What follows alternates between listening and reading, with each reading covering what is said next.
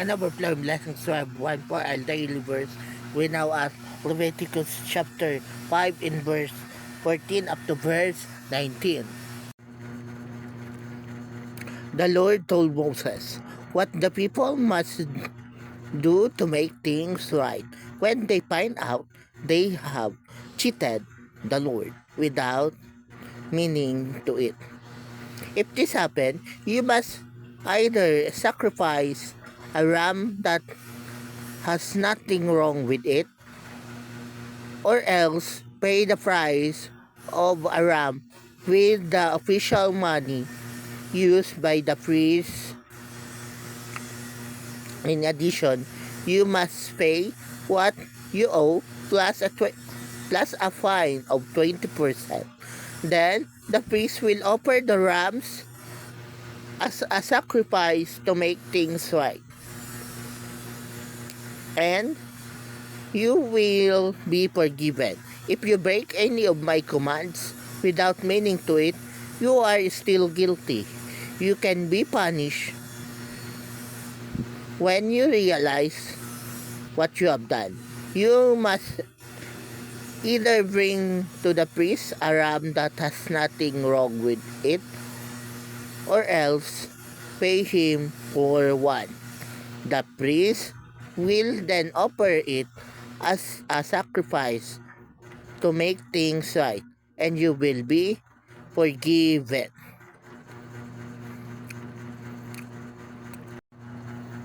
So yes, this passage reminds us of the so-called divine justice.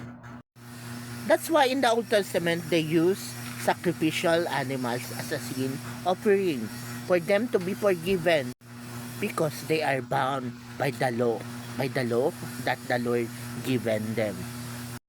And of course, if they violate the law, then they face the consequence of it, right? That's why this passage is for the highlight of this passage is the sin offering. Either the sin might be intentional or unintentional.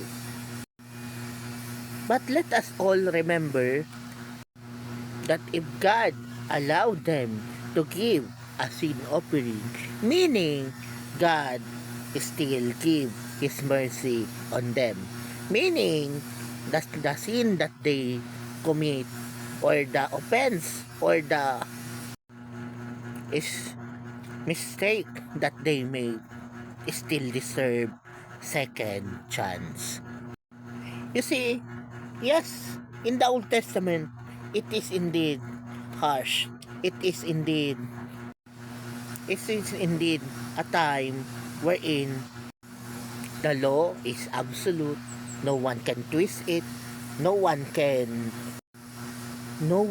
bribe it. Actually, if you bribe or if you give bribe during those times, you will be persecuted for sure. Although there are some recorded cases of uh, corrupt judges, but sooner or later, they face the consequence of their corruption.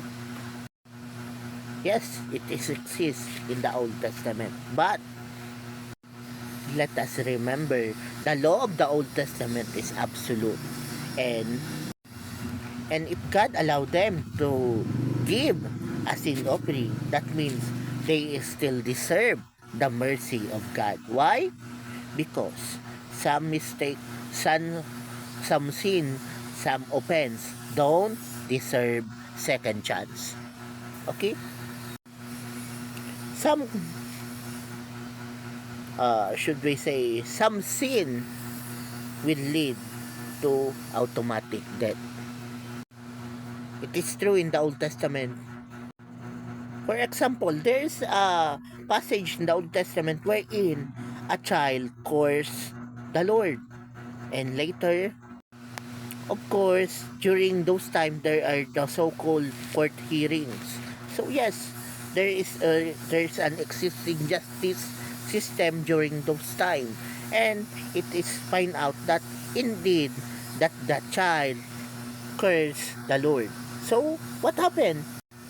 The Lord directly command that child to be stoned to death. Yes. See, during the Old Testament, during the Old Testament, everything is fair. But not all the time, but most of the time, it is fair.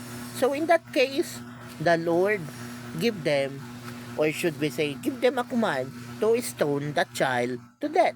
And the death, yes, he died automatic.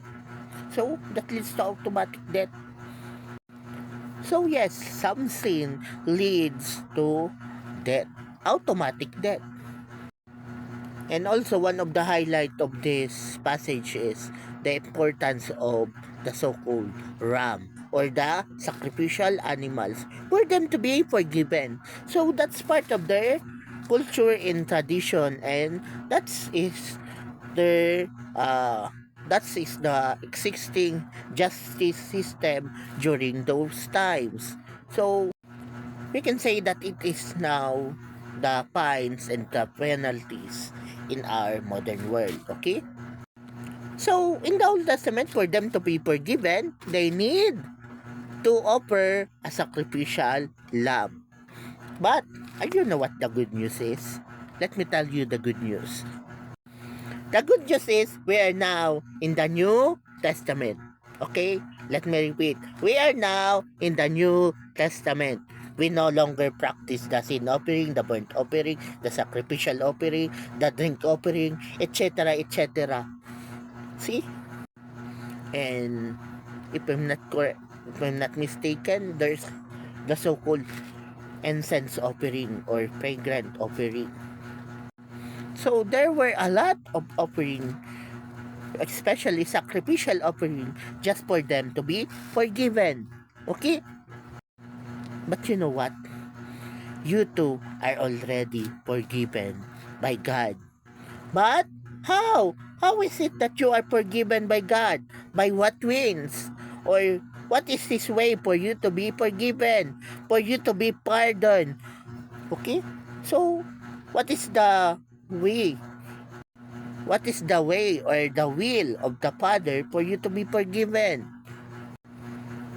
It is allowing Jesus Christ to be the sacrificial lamb. Yes, it is true that the Lord Jesus himself during his time here on earth, during those times where he prayed unto the Lord there at the Garden of Gethsemane, he prayed to God, Lord, let not my will be done, but let your will be done. So, Jesus is just following the master plan of God the Father to be crucified there at the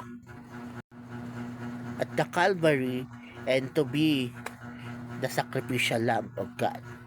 Yes, some might argue that the crucifixion is not real, so some might say it's just a fairy tale, but let me tell you this, even now in our modern day, we have so-called, yes, we are fully aware there are already archaeological findings, or should we say the archaeologists finally dig, or should we say find the evidence of the crucifixion. And yes, whether you believe or not on the crucifixion, the reality is that Christ died for you to be forgiven. Okay?